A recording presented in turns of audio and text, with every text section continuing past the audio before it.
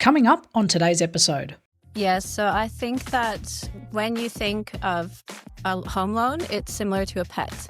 It's forever. You know, getting the end result is not getting into the house. It's how are you going to manage your finances once you're in that property. So when I meet with my clients, I often, as a broker, I can't tell you what to do. I can only provide options. So I try to get the clients to look at it in the way where they've got their max and maybe what they should be looking at. And that way there's a buffer. They might still have some savings left, so you're not getting into your beautiful new home with $0 left in your account. And, you know, you can still maintain some lifestyle. Yeah, of course, because it's not always about exhausting. Like just because you've been approved for $1 million doesn't mean you spend $1 million. 100%. I think you've got to think about the future. You move into the house and the hot water heater blows up.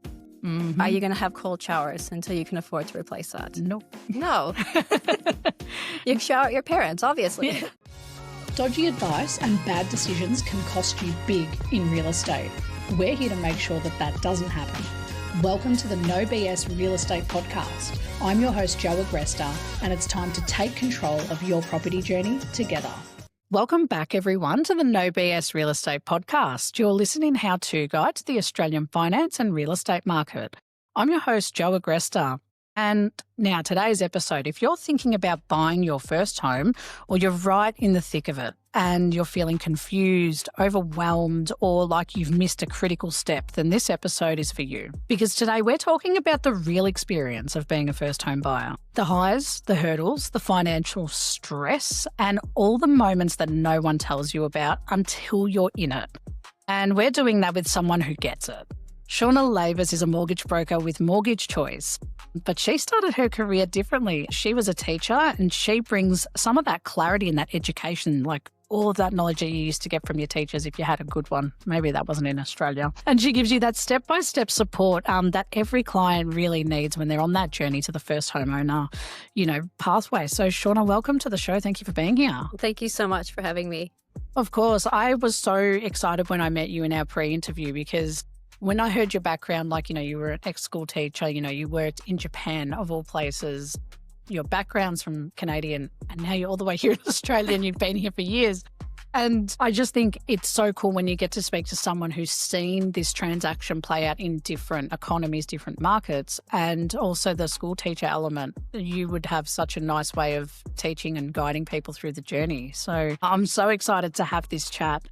I want to start with your story because that's always the first place to start. How did you end up going from school teacher to helping Aussies buy their first mortgages or buy their first homes? Yeah, I think that's probably not the natural progression that people would think where you're an English teacher and then suddenly you're a mortgage broker. No, not naturally, but yeah, I like it. But I really enjoyed teaching. I was in Japan for about 6 years. And when I came back to Australia, or when I moved to Australia, I was working at Victoria University teaching international students. And COVID hit and I just burnt out. I was exhausted. Teaching takes a lot. And then when you're on Zoom, it becomes an added layer of difficulty. So I started to reassess my life and my career. And everything I wanted to do required me to go back to school and do another bachelor's or master's or PhD. Wow. And I just didn't have that time at my age. And I always had a keen interest. When I was buying my home, I wanted to know everything about the process, about the loan, and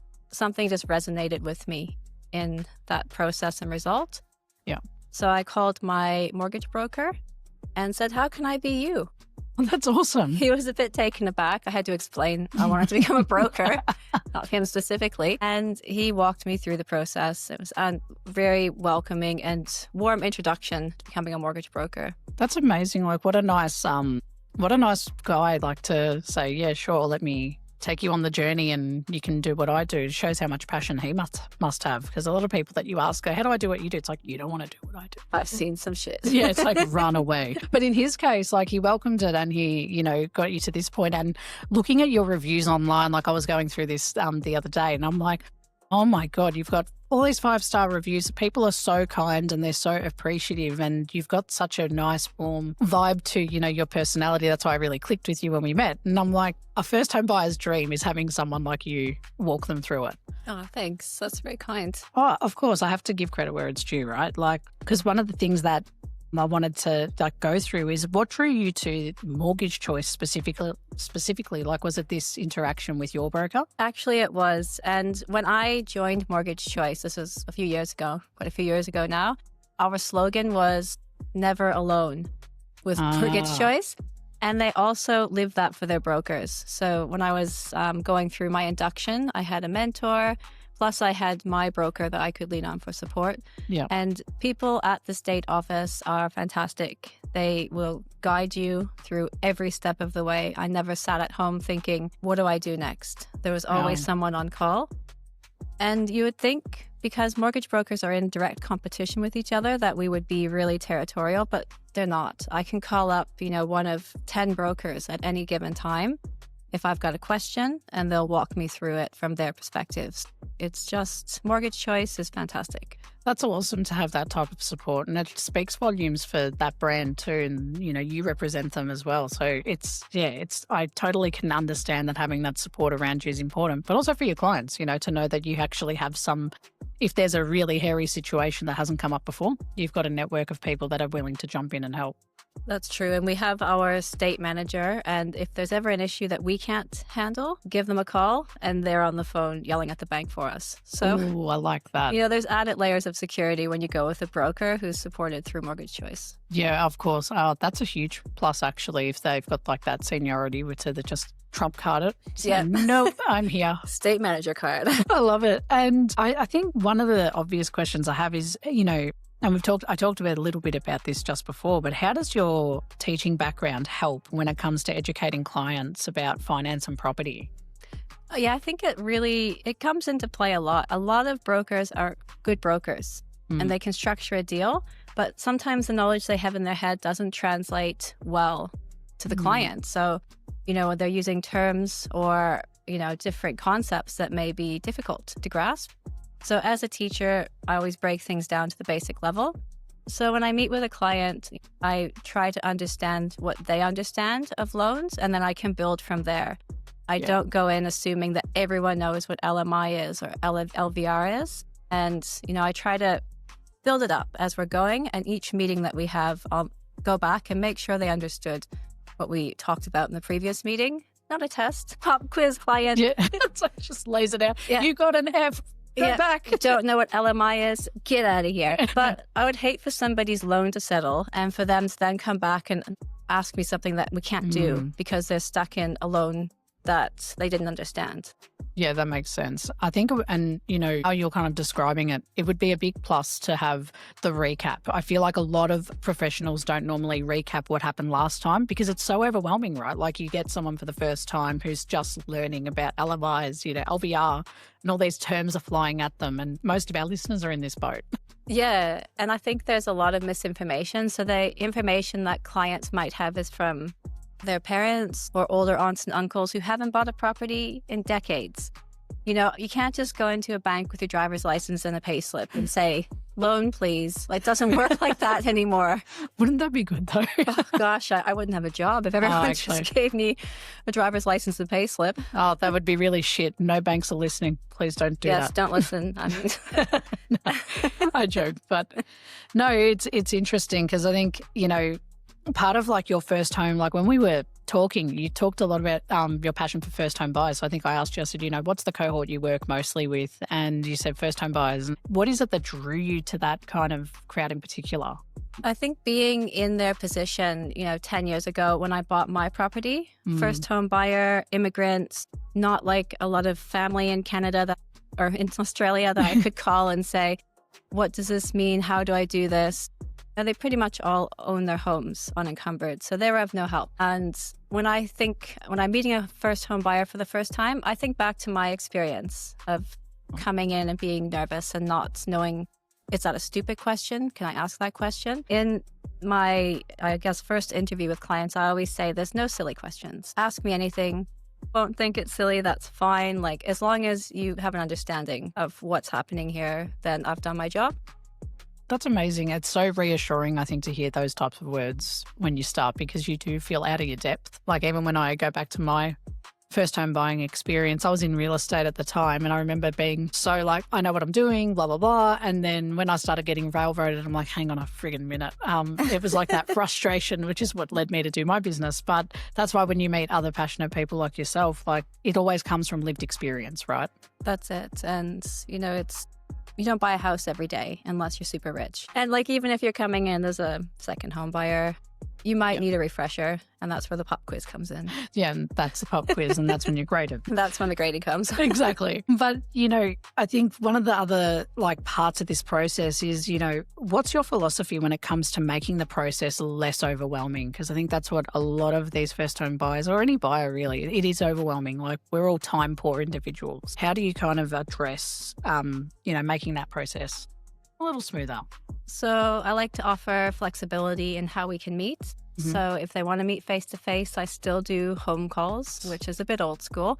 We can meet on Zoom as well. Mm-hmm. So giving them the flexibility to choose how we meet, that's step one. And step two is when we do have a meeting, I always send a recap, just a breakdown of what we've discussed. And for their loan choice document, I usually do a little video explaining each of the options and why it's on the loan choice document and why I've recommended the one that I've recommended over the others. So they can go back and watch it, and that way it eliminates them feeling silly if they've got questions, because it might be in the recap or the video. And it also gives them kind of empowerment going forward if they have a bit more understanding of what's happening. I've never heard of anyone doing that before. That's super unique, and I value that. Like, kudos to you for thinking of something like that. Oh, thank you. It's just something in teaching. I would record feedback for students. Wow. So I thought, if you tell somebody something, they hear it, but they don't understand it.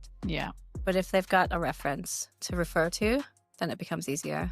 No, it's so nice. Like, I think if I had something like that, and I know some other clients that have dealt with other brokers in the past that I've had to manage when I've been on the advocacy side, and to get something that personalized, to your situation, a small video, which that would take effort for you to like go through, edit, prepare and then send. And then on top of that, they're getting a recap. So it's like you've hit all points of like types of learning. Like I'm a visual learner. So that's why when I hear a personalized video for me, where you talk to me about it, that's unbelievable, because I'm such a visual person that when you talk to me, I'm trying to paint like this mural in my head.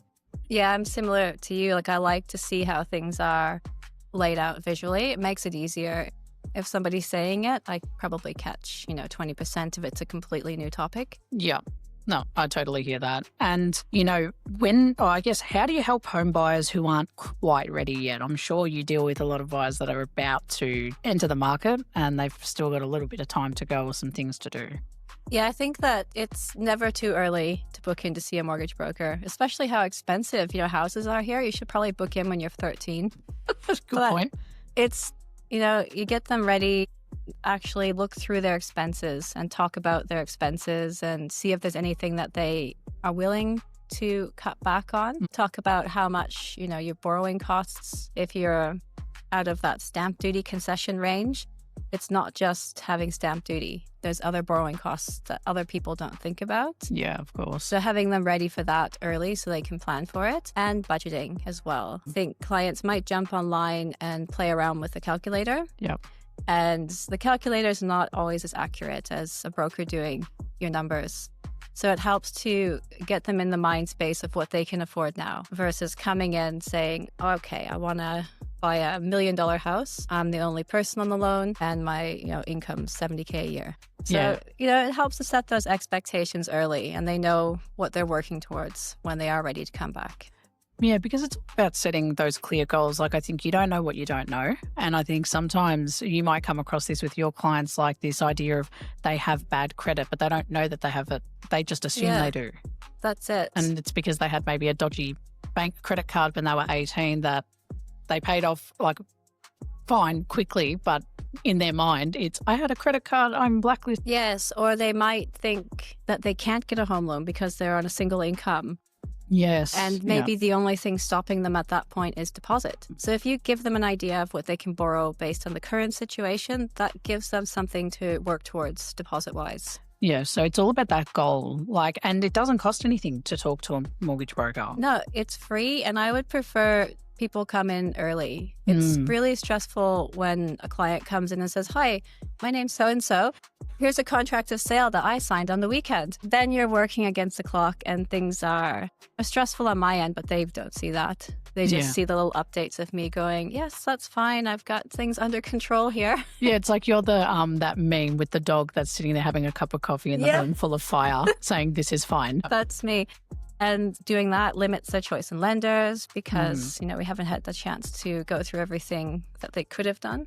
Wow. They come in 6 months previous to this. And I think that's part of the setup, right? Like you want to get people on the right path, early so they know what to expect and then how to navigate the whole journey so they're not lost. Like I think there's, a few people have said this, like, oh, you should have 3 months of like good behavior. Yes. Right. Yeah. So what does that kind of 3 months of good behavior constitute like when you're preparing to buy a house, especially for the first time? So good behavior means that you're watching your spending and you're cutting out any unnecessary spending. So you may look at cutting back if you've got, 5 streaming subscriptions and you're not using any of them. Whoops. Or you're spending a lot of money in like kind of your recreational life, you're going out a lot, or you've got gym memberships you're not using. Then that's a chance to kind of assess what's necessary. And, don't go out and buy a car. Don't use Afterpay. Don't get a personal loan. Like you're really trying to pare it back. And when you're making transfers to your friends, I don't want to see any funny business. I got pulled up on that funny story when I went for my house. I used to use a very bad term and I would transfer money because I wanted it to come up on their bank statement. Did I? I didn't expect that when I went for my car loan to be pulled up on why am I transferring? What is this for? And I'm like, it's a joke. We went to dinner. Funny thing about that, banks are not funny people. No, they're not. They did not see the humour in what I had transferred. Put it that way. So, label your transfers just, as they are. And I think setting up a separate savings account before 3 months before and showing that you're able to make regular deposits, even if they're small, it shows a bit more responsibility on your end, the lender. So you're trying to like paint this story to the lender that, hey, I'm a good guy. Like, I only have Netflix. Yeah. I'm on my parents' Netflix account. Like I don't even pay for my own. It's like, that's economical. It's just about creating a level of responsibility so the bank's going to whiz through your file and not pull us up on anything. No, I like that. And I think, apart from like leading into the next question, it's what are some of the most common mistakes you see first home buyers making apart from not talking? So mistake number 1 is making an offer without a pre-approval. Yeah, that's the worst one. Mistake number 1. Mistake number 2 is going out house hunting and falling in love before they know their borrowing capacity. And mistake number 3 is getting any type of loan, car loan, or a new credit card for the points. Yeah. Before they apply. And they think, well, it's only a $10,000 credit card, but the impact on your borrowing capacity is a lot more than $10,000. Yeah. So if you're already maxing out what you can borrow, then it's going to put you further from your goal. And the other thing is overcapitalizing on their properties or wanting to overcapitalize. Yep. So like paying a bit more. Yeah. They should. Yeah. Going out there and wanting to win at auction. Yeah. Sucking down that extra 10 or 20K. It's the worst one, right? Because it's so emotional. Like auctions, like I've covered this in different episodes, but like auction is highly, highly, highly emotional, especially if you're buying for your own home. And that is the place that agents love to get you because they know you're going to throw down that extra 10, extra 20, and then you're going to win the home and then your mortgage broker's going to be like, what did we talk about? Yeah, I'll have clients call me from auction and say, I've reached my max. Can I do an extra 10K? Oh. And I'm like, no. Like, I'm the bad guy. No. Just cut your losses. If it gets passed in, negotiate. Yeah, that's right. Or you're going to be back at the drawing board. Let's go. Well, I think that's like part of the, and you would experience this a lot. I think you've called out some really great mistakes. Like that first one you mentioned about making the offer and then trying to backtrack finance to support it. Yeah. It's so much pressure, but not only on you, the broker, but on them too. Like the stress of having a legal, like when you sign an offer, you're signing a legal document that says you're buying this house with an intent. That's right. You know, so now you're in a position that if something's wrong with it or all of these things, you haven't considered it or done any due diligence. And now you're committed to something potentially, especially if the finance happens to go through. That's it. And if it doesn't go through, they've got already an emotional attachment. It's almost like it's now a breakup. Yeah, They don't get that house, and it's really deflating. So I just think it's important to be prepared. yeah. I think that emotion, it's true. It's like when you lose a property in the market, it is like a breakup. It's devastating. And because in our first, I read this study and I love this fact, right? They did a study on how long do you spend in an open for inspection on average, right? It's like 20 to 30 minutes. And then you bet your entire life savings. Yeah. And then the next scenario was, but we spend on average 50 minutes to an hour picking a Netflix show to watch, and we won't make a decision. So we're spending far more time trying to decide on what show I want to watch with dinner versus how much money should I throw down on this property and buy it? Yeah. With all my life savings. And then sometimes you see the opposite spectrum with first home buyers, where a mistake they make is the wait and see mentality. So they come in, get the pre-approval. They don't find anything in their price range. Yep. 3 months comes to an end. You say, hey, are we ready to extend? And they say, actually, I'm going to step back and save a bit more. I'm going to wait and see. Wow. Do you get that a lot of the time, do you think, or not? Occasionally. Yeah. So maybe 1 out of 20 might be wait and see. So they come back in 6 months and, market's moved. So they can borrow more, but they still can't afford what they want because the prices have also moved. See, this is the tough part. I've always said when people ask, well, when's the right time to buy? When you have the money and when you have the gusto and the can be bothered attitude. I'm the same. Just get in. Yeah. If you're a first home buyer, that home's probably not your forever home. Correct. It's a step on the ladder, and it's better to have something that you're getting, equity out of, or you can use to leverage in the future, versus sitting back and thinking, oh, well, I'll just keep saving my cash money and hopefully I'll get that house with a pool in Durack. Yeah, that's right. And I think that's the attitude for the new economy, right, in this new generation. It's, yes, our parents probably bought their first forever home straight away when they got married, but the economy and the job market was very different back then. So now it's your first home is often your, like you said, step in the ladder. You're in the market now. And once you're in and you have equity, you can then shift around in the marketplace. Yeah, I always say equity is power. Yep, 100%. Yeah, it'll do much better. As long as you make the right choice, you're not buying a shoebox in a high density on St. Kilda Road, then you're probably okay. Yeah, it's like, you're sweet. You're good. I want to go to this next segment because I love, I always like to go through Reddit and, Facebook and social media, and I get so many comments and see the buyers that are, putting in their woes. And I want to ask you, I want to tackle some of these real issues on the podcast that first home buyers are talking about online. All right. So one of the statements that this Redditor put up was, I blew my budget and now I'm stressed. So how do you help buyers set that realistic budget, before they overcommit? So exactly what we were kind of trying to allude to before. Yes. So I think that when you think of a home loan, it's similar to a pet. It's forever. Getting the end result is not getting into the house. It's how are you going to manage your finances once you're in that property? Mm-hmm. So when I meet with my clients, I often, as a broker, I can't tell you what to do. I can only provide options. So I try to get the clients to look at it in the way where they've got their max and maybe what they should be looking at. And that way there's a buffer. They might still have some savings left. So you're not getting into your beautiful new home with $0 left in your account. You're not eating cup noodle. I like cup noodle. Eating cup noodle for the next 5 years while you're trying to get a promotion or you find a partner or whatever happens in your life. And, you can still maintain some lifestyle. Yeah, of course, because it's not always about exhausting. Just because you've been approved for $1 million doesn't mean you spend $1 million. 100%. I think you've got to think about the future. You move into the house and the hot water heater blows up. Mm-hmm. Are you going to have cold showers until you can afford to replace that? Nope. No. You shower at your parents, obviously. Yeah. It's that's right. And just keep getting Uber Eats. It's fine. It says, no one told me my HECS debt would hurt my borrowing power. That's it. We always value, get an education. And to get an education requires you go into debt, generally. unless, you've got super nice parents, which I didn't have. I don't know about you. Not many of us do. My parents aren't listening in Canada, so this is absolutely fine. But I think of HECS as kind of like the silent killer. It's a set and forget. You get the education, you get the degree, and then it just comes out of your pay. Correct. So when lenders look at that, they're actually looking at those payments coming out, and they treat that as a liability. Wow. People often don't think of it.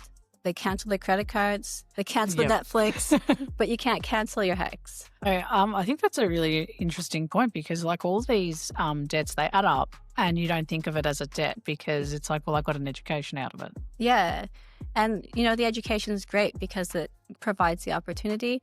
Yep. But it's hard to think when you're a fresh uni student out there getting your degree that this might impact you getting a home loan in 5 or 10 years. Oh, it's so hard to think that far forward. And a lot of us like here don't, until we're probably in relationships, and that's where that first home conversation starts to happen. Or maybe when you hit you're 25 years old, you're like, I think I want to get something for myself if you're single. And this is part of the benefit of going with a mortgage broker, right? That you have access to all these lenders and different criteria that helps them get their home loans accepted.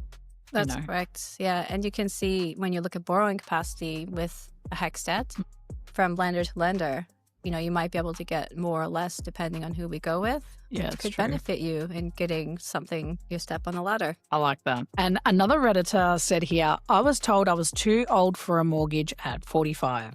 Ouch. Yeah. Ouch. Do lenders really judge by age? They do. Really? It's a mature age borrower. And it doesn't, the impacts are that past 45 years old, each bank will have what they deem to be a mature age borrower. Right. And they'll have criteria around that. So if you're 45, you're probably fine. If you're coming in at 55, then they might want you to go on a 20-year instead of a 30-year loan term, which then decreases how much you can borrow. Of course, yeah. The other thing, if you're a mature age borrower, is that the banks are going to expect a stronger exit strategy. Right. So how are you going to pay this loan off at retirement? Do you have enough in your super at retirement that you can do a lump sum and pay that loan out? Are you in a partnership? Is your partner a bit younger than you? Can that partner's salary pay your portion of the loan as well? So you've got to paint a picture. There's always a story you're telling to the lender. But as a borrower, we can give you ideas of your exit strategy, but you really have to come up with them. It has to be tailored to you. Yep. I can't just make something up. Occasion. It's like, yes, there is a secret lady in Europe. She's wiring money to me. She's 80. My long lost aunt. She will come into my life when I'm 65 years old. It's like we've had this fake contract. It's here, right here. And one last one from the Redditor stuff. So this other one said, I didn't know what the bank was actually offering me. And I think this is common. So it's like, how do you help people decode the fine print? Yes, this happens a lot. So not so much with my first home buyers, but my refinancers. Yeah, okay. They'll come back to refinance a loan and I'll ask them, I'll say, oh, this is an interesting structure. Why did you have it like this? I don't know. That's just what the bank told me to do. I'm like, okay, so you don't really understand why you've been doing this for the last 5 years. So I think that comes down to whether you go direct to bank or a broker. The bank's going to turn over the loan. It's their job. And they may explain, a little bit to you, but not like a broker. If I give you a loan that you don't understand and it comes back, it looks bad on me. Yeah, that's right. If a bank gives you a loan you don't understand, it's a huge corporation, and that broker might not even be with the bank anymore. So yeah, that's so true. I think I'm really enjoying this discussion. Like, this is you're just very good at explaining your answers, and I think our listeners, especially the first-time buyers that are tuning in, are definitely going to get something out of this. They're probably feeling very reassured at the moment, or desperate to talk to you. Thank you so much. Of course. I want to switch gears a little bit to support, after you get the approval, right? Approval's the one part, like getting that pre-approval, but then you've got the support after the fact. So once someone's been approved and the house settles, what happens next, like typically? Yeah, so settlement day, I'm a nerd. I sit in a settlement portal online and then refresh it like I'm waiting for concert tickets. Oh my God, really? So just waiting for settlement to process? Yeah, I'll be working, refresh. And that's because I want to make the call. Yeah. I want to be first in to congratulate them. Yeah, of course. So as soon as they've got the keys, I like to send a settlement gift. Oh, that's beautiful. A settlement gift, this is going to sound really horrible. So I like to give people gifts, but I don't want it to be like super in your face or branded. Yeah, gotcha. Just I've received like a cheese board before that was fully branded. I'm not going to be taking that out with my friends. Be like, wow, it's a really nice cheese board. Thanks. It's funny. My mortgage broker gave me not a cheese board, but they did give me a chopping board and big brand. Big brand. Big brand. I haven't had contact with them in a very long time for a reason, but I got a very big board out of it with a very big brand burnt into it. Oh, jeepers. Yeah, so I like something they eat, drink, and keep. Yeah. And keep's a very neutral thing. It's coffee cups in a neutral color. It's, something neutral. So when they're using that coffee cup or champagne flute, maybe they'll be like, oh, Shawna gave me this. Without going, mortgage choice. It's so true. I actually think that's really thoughtful. Like a lot of, I don't think a lot of brokers do. I know the agents definitely do the gifts. Like I was surprised when my mortgage broker sent me something, but it was also surprising that it was very heavily branded. Like I couldn't put it anywhere. You use it as a doorstop, Yeah, that's it. That. And then after probably about 2 weeks after the loan settles, I'll get in contact. And I know a lot of my clients in the age bracket they are don't want to be on the phone. Yeah. So I'll send them a text. Just how are things going? Hopefully the move-in's going well. Any questions about the loan? You've got a repayment coming up in X amount of days, weeks. And then at about the 6-month mark, I do another check-in. And again, it might just be a quick text or an email to see how they're going. And if there's any shift in the market, like we've had 2 rate decreases in the last 2 RBA meetings. So I've actually sent text messages to each client individually and let them know when their rate's dropping and by how much. That's amazing that you did. Like that's a lot of care and time that goes into, managing all the clients you have, because that'd be a lot of people. It's very time consuming, but I don't want it to feel transactional. Yeah. I don't want a client to feel like I'm this greedy mortgage broker in there who's trying to just squeeze them for as much as they can. As soon as a loan's done, I'm like, bye. And they're in the rear view as I speed away. That I would hate to have that, someone have that perception of the service that I provide. I think if they listen to this episode, no one can have that impression. Seriously, it's awesome when I meet professionals who are so passionate, because I'm so passionate about what I do in the space. And then when I meet other, business owners or professionals that are have that passion for helping people, I'm like, yes, what can we do together? Let's get into a podcast. Let's do something. Yeah, no, I'm the same. I'm always looking for people who are passionate. You can tell when people have checked out or when people are treating a job as a job. Yeah, it's like transactional. Very much, yeah. I don't know, I'm so lame. But people are like, what do you do? I'm like, I'm a mortgage broker. And I say it like it's this, magical thing. And they're like, I'm not going to sell you a loan, but I really like what I do. And that's amazing. Yeah. That's funny though. It's like, I don't think I've ever heard a mortgage broker. I'm a mortgage broker. It's like, yes, I'm the least popular person at, all the soccer games and everything like that. Until they need you. And then they go, shit, I've got to talk to Shawna. Always branded. That's it, right? You're going to bring your cheese board. I don't have a hat. I'm just standing there with the cheese board. That's all right. I think that'd make you more popular, kind of, depending on the branding. Unique. Yeah, very. And, you've answered this perfectly. Was actually the next question was, do you stay in touch with clients after their loans settle? But it's clear that you actually do, and you do a really good job at supporting them. And, before we wrap up, Shawna, are there any moments I'd love to ask this question, where a client has come back months or years later needing support again? Yes. So because I've been doing this for as long as I have now, I do see that repeat business coming in. Probably one of my favorites was one of my first clients, first home buyer, single applicant, had no idea what to do. So a lot of hand holding, not physically. Very cool, metaphorical hand holding. She would text me at 9:30 at night, like, I'm filling out this document. What do I put here? And I would reply, because I'm like, you must be really stressed to do this on your own. And within probably 6 months of that happening, her settlement, her sibling then came to me because she recommended me to her sibling. And I helped them get their first home. And then a few months after that, it was her parents. They needed a refinance. And I've had this happen with a few clients where, It's their family. They'll come back, but they also trust me enough to send their family to me. And for me, that's a really big deal, like to entrust your family with my services. Yeah, that's unbelievable. It says a lot because, you wouldn't send your mum to someone that you think is going to screw them over. So it's like the fact that they're sending their parents, their loved ones, their siblings to you, that speaks volumes about how you do what you do. It felt really good. At that point, I was a fairly new broker. So having that tangible feedback from a client, it made me just feel like I was definitely doing something right. I think you're definitely in the right industry. That's what I'll say. Thank you. Of course.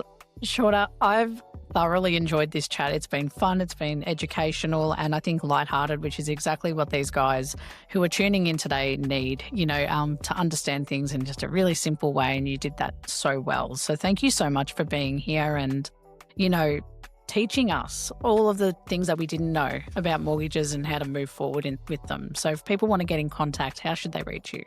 Okay. Yeah. 3, 2, 1. So I've got a website. So if you type in Shawna Lavis Mortgage Choice, there's a booking link on there to my Calendly. I'm also on TikTok. Nice. And not very successful, but I'm on TikTok. And I've got an Instagram and Facebook account as well. Okay, great. Well, we'll put your details at the bottom of our show description. So for those of you who do want to get in contact with Shawna, make sure that you reach out. Go to the episode description, tune into this episode, leave some feedback. But Shawna would love to chat to you. And I'm sure if any of you are listening who are feeling totally overwhelmed or stressed, or maybe you just don't know where to start, here's a starting point.